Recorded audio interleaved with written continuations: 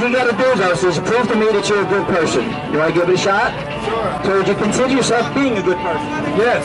You think you're a good person. What we do is we use God's commandments to see if that's true, so it's not my opinion or point of view. I'm not judging anybody. The 9th commandment says you're not to tell a lie. Have you ever told a lie? Yes. You have. Now, what do they call people who tell lies? What do they call? Probably liars. Probably, more definitely. Well, there's lots of names, and you can call them bullshitters. No. What do they call someone who tells a lie? It begins with the letter L and it rhymes with fire. Yeah. Yes. Oh, yeah. So if you tell a lie, what would people call you? People would probably call me a liar. Very good. The 8th commandment says we're not to steal. Don't take anything that doesn't belong to you, regardless of its value, big or small. Have you ever done that? Yeah. When I was a kid, I used to be a kleptomaniac. I stole alcohol from liquor stores. Then I got arrested. I hear that a lot. People always say when I was a kid. They never say when they were an adult. That is so funny. You're a kid. One more. Here we go. 3rd commandment says you're not to commit blasphemy. That's when you take a holy God's name and you use it like a 4-letter filth word. You know, with the GD and the JCs that people swear. Have you ever done that? I don't think I've ever done that. You've never used God's name in vain. I don't know if I can believe you. Now, search your conscience. God is your judge. You've never said JC. No, actually, I've never said that. Okay, I'll give you that. The 7th commandment says you're not to commit adultery. But before he answers, Jesus said, if you just look at another person and you lust after them, you've already committed adultery with them in your heart. So have you ever looked at another person with lust? I don't know if they've been married or not, so I can't say for that, because what if they're single? What if I lusted over a single person? That seems like love to me. Okay, that's where the problem comes in. I never used the word married when I said Jesus said, if you look at another person and you lust after them, sexual desires, the looking, then you have you've already committed adultery with them in your heart. So it has nothing to do with they're married, because if they're married, you shouldn't. He says if they're single, you shouldn't. But if they're married to you, that's still... What if they're married to me? Because you said another person, I can lust after my wife, and how is that adultery? Not with your wife. I didn't say with your wife. You said a person, and that includes wife. So have you ever looked at another person with lust? Including wife. Can I look at my wife with lust? I already gave you that. Come on. Now you're flipping the script here. You have inconsistency with what you're saying. You say if I look at another person with lust, then it's adultery. But if I'm saying if I look at my wife with lust, it's not adultery. Absolutely. It's your wife. Yeah, but that's not what you said to begin with. So no, it's not. You said a person. My wife is a person. Let's try it again. Let's try it again. You gotta adjust your script. So it sounds like you have looked at other people with lust besides your wife. Are you married? I'm not even married. Okay, so then that's a strong man's argument. Come on, be real. I still poked a hole in your theory, though. You poked a hole. Have you looked at another person with lust? It's very simple. Yes or no? I could say if I look at my wife with lust. Again, you're gonna repeat yourself. You're not even married, so what good is that? Never mind. Here we go. What's your first name, by the way? Yeah, well, first we're gonna see if you're a good person. So what's your first name? My first name is David. David, I'm Tom. Pleased to meet you. But I'm sorry. Now, in your own admission, you said you're a liar and a thief. We gave you the blasphemy and they gave you the one with lust. So here's this. Breaking one of God's laws in the book of James says, if you break at least one of these, you broke them all. Let me ask you a question. Here we go. Does breaking a commandment and repenting mean you're no longer a good person?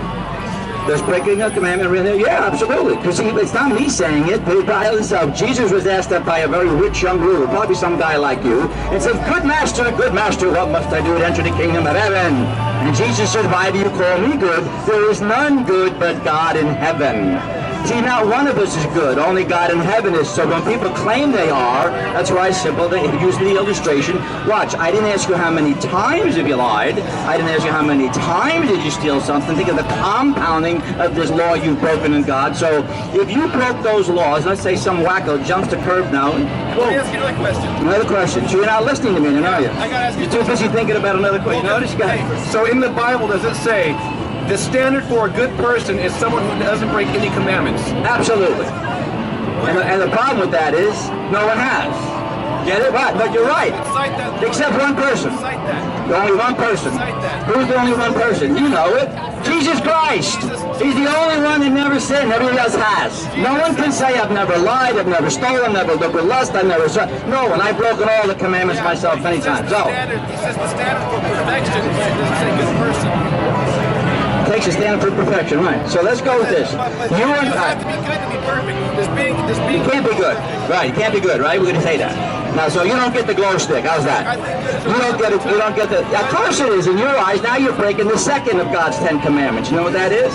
Second commandment says you're not to commit any idols, no graven images. And what mankind has done is they created God in their own mind, one that agrees with them. So whatever they do is okay with that God. So they could lust, they could swear, they could steal, but their God's going to forgive them. See, that's called idolatry, and it's the oldest sin in the book. So let's go to the real point here. It talks about judgment. If you were to die right now and you're going to face a holy God, and you're admitting to breaking those commandments, how do you think he would find you based on those commandments? Would you be innocent or guilty? Now be honest. I don't admit to think what I know what God thinks, so I couldn't tell you what I think God thinks. Let's make it simple. Hold on. If you were speeding down here, driving 75 miles an hour, and a cop stops you, which you know he would, and then he'd be in front of the judge because now you'd be charged with manslaughter if you're doing 23 miles over the speed limit. Are you going to tell me you have no idea how the judge would find you being innocent or guilty, like the fact that you broke the law? That's what you're telling me now. You already admitted to breaking God's law, and you're saying, well, I don't know what he's going to do. Come on, you've got innocent or guilty. It's very simple. God sees you. Well, I could say what I think a human earth judge might say, but I'm not going to begin to think that I can predict what God's thinking as you are. Okay, let's go to what the Bible says. The Bible says all man, what? Who has broken and violated God's law are going to be punished. See, God's judgment is upon them. In John 3:35, he says the wrath of God is upon them. How's that? The wrath of God. In other words, you're going to be punished. Those who are not one of his children, those who are not chosen, that's what's going to happen. That's why we're out here. We're trying to help guys like you who want to be a and say, let's make it specific. All I wanted was a glow stick. I know, that's why we use this. Think about it. I say, why would a guy even want a glow stick? Not that women would want it, but a guy. I'm trying to get attention. That's why I want a glow stick. There you go. You got attention. But the problem is what? You don't qualify. We're using God's standard, not mine. Not the culture, definitely not yours. God's standard. It's a higher standard. And you admitted to breaking the law. So be honest. If you're facing a holy judge, he'd have no other choice but to find you what? Come on, help him out. Guilty. Am I right? Am I right? If you broke the law. You ever heard of jury nullification? Wow. Tell me about jury nullification. What jury? Hold it. You don't have 12 people. Oh, you're a... Jury nullification. What's jury nullification? No victim, no crime. Well, the jury said... Wait. No victim? You just admitted to lying. That's a victim. No, it's not. Oh, yes, it is. You now... Hold on. You violated God's law. He says, don't lie. He is the victim. When you steal, he says you shall not steal. He is the victim. That's the one you have sinned against. You've broken God's law. That's what you're not trying for this guy. I stole something, right? I'm not assuming it. You admitted it. Did you hear him admit it? You admitted it yourself, my friend. Come on, be honest. I'm talking about smoking marijuana. There's no victim. I didn't bring up smoking marijuana. So over your show. Well, good. You're probably high on it. And I feel sorry for you. Law that you can break, but there's no. Fine. Absolutely. That's man's law. Stop yelling. You're getting stressed out. That's man's law. Because I'm concerned about you in a way you won't be straight. I appreciate that. God bless you. I appreciate that. False hopes about glow It's not a... No. You're stealing my time. You don't know that. I don't have you You trained. gave me the false hope that I could get a glow stick. But there is hope. You lied to me. I thought you were supposed to calm down. You are a liar. There is. Who said there was hope? You went out here that you were going to give a glow stick to anybody. So you're going out here wasting everybody's time. Really? Lying to people. So now, you are a hypocrite. There you go. Now you're playing God that you know everything that's happening. Well, yeah, how could you say it's not happening? Because if you would have answered the question, we could have found out. We answered the... Well, yes. So but I also gave... They could hear you, didn't I? I tried talking. You take it back every time. No. Because you're rambling. Talking and you're not even letting give me the microphone. You're rambling on. Now here we go. You have to answer the. You have to answer the question to receive the.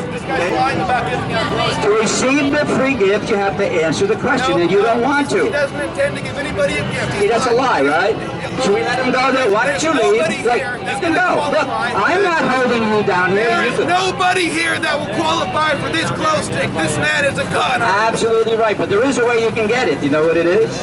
So here's the way you can get it. We do give away No one hundreds. cares that much about a glow stick. Will you let a man finish the sentence? Ready? I said you can get a free glow stick. That's called a free gift. And there's only two things you need to do. First of all, three actually. You have to admit you're guilty, which you don't want to do. Once you realize you're guilty, then the point is that you have to be going to hell, because that's where God would have to send someone who's guilty. So how do you get the free gift? Very simply. 2,000 years ago, Jesus Christ died on the cross. See, he was God himself, became a man. He took the punishment for you and for me, if you admit it, and we paid that fine. Once that fine has been paid, he said, if you repent, turn away from your sin, and trust in Jesus Christ alone, you then are wiped clean. No more You sin. gotta go around bullshitting people to make that point. I think I have to, because look how hard it was to give it to you. I'm already a Christian. What? I'm already saved. You're already a Christian? Absolutely. Wow, okay, wow, okay, so that's how you get it. Wow, Well, you don't sound like one.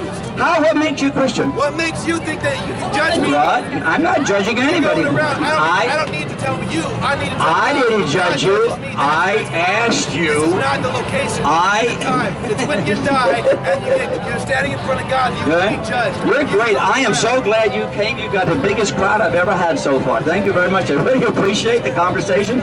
And anybody else wanting a free glow stick, because this is how they would get it. See, once you accept that fact, all you have to do is put your hand up and take the one you want. So that would not be true when you're saying I don't give them away. See, I already offered it, and you don't even want it. So that's nothing. So you said you wanted one, right? You want a free glow. So we do it with the test. It's very simple. You look. So can you prove to me you're a good person? It's that simple.